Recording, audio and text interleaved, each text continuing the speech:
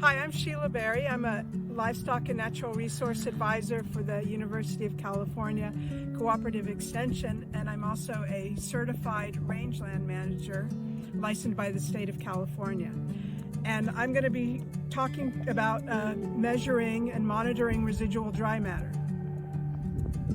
So residual dry matter is the forage that is left on our rangelands in the fall prior to our germinating rains. It's mostly made up of annuals because that's the predominant vegetation here, and so it's actually a measure of sort of the dead grass that's left that wasn't utilized by the cattle this year, and it's providing at this point protection for the soil from erosion and protection for the seedlings when they germinate after the fall rain. So it's important that we have some of it on the soil, and we're gonna be looking at how we measure it. So we measure it in something that is just about a square foot, and that way we make a calculation to determine how many pounds per acre we have on a particular site. And so within our square, within our sort of square foot, and I'm using a circle that is close to a square foot, I'm going to clip the dry matter here, and then I'm going to use a paper bag to collect it and then weigh it. So we're going to clip everything we possibly can down to the bare ground, and we're going to try not to have, in the end, any sort of dirt in the sample.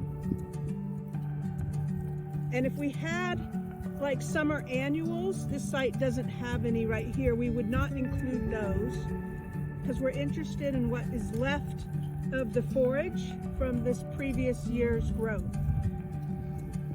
Sure that I don't have dirt clods in it, and I'm going to collect it in this bag.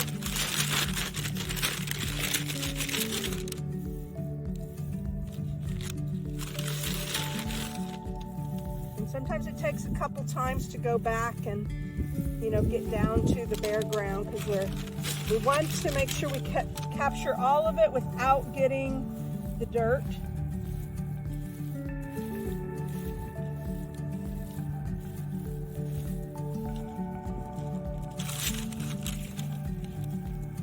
We have our finished plot that is pretty much cleared of the residual dry matter that we will weigh.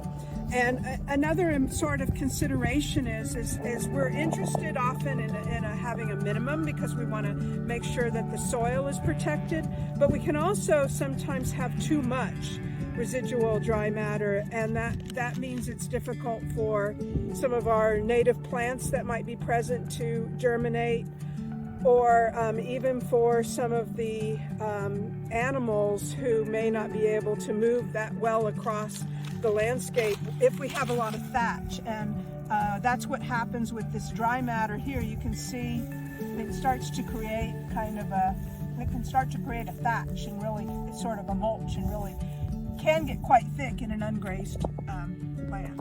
So here we're weighing it, and we show about 13 grams.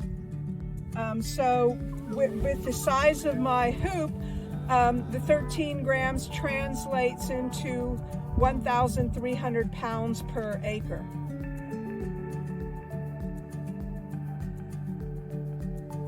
Yeah. Now, these are the kind that are problems in the park. In a drought year, you might wonder why we still have Randy around. It's because of grandkids. He was a bottle cap 4 years ago.